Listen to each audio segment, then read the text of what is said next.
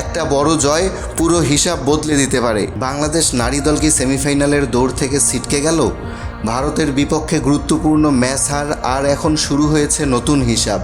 কিন্তু আসল প্রশ্ন, ম্যাচটা কি প্রতিপক্ষ জিতেছে নাকি বাংলাদেশ নিজেরাই হারিয়েছে? আসসালামু আলাইকুম সবাইকে।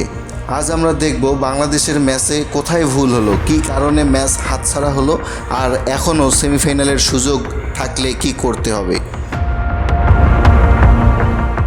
ম্যাচের শুরুতে বাংলাদেশ খুব একটা খারাপ অবস্থায় ছিল না, কিন্তু মাঝের ওভারগুলোতে গতি ধরে রাখা যায়নি। ব্যাটিংয়ে সবচেয়ে বড় সমস্যা ছিল স্ট্রাইক রোটেশন কম, বাউন্ডারি বের করতে না পারা, চাপের সময়ে উইকেট হারানো। অন্যদিকে ভারত সুযোগ পেয়েই ম্যাচের নিয়ন্ত্রণ নিয়ে নেয়। ফিল্ডিংয়েও কয়েকটা ছোট ভুল বড় পার্থক্য গড়ে দেয়।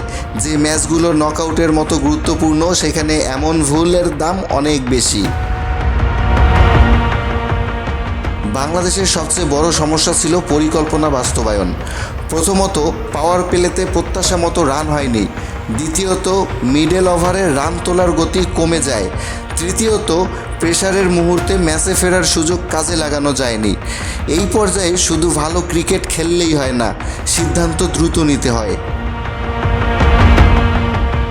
এখন যদি সেমিফাইনালের আশা ধরে রাখতেই হয়, ওপেনিং থেকে দ্রুত শুরু করতে হবে।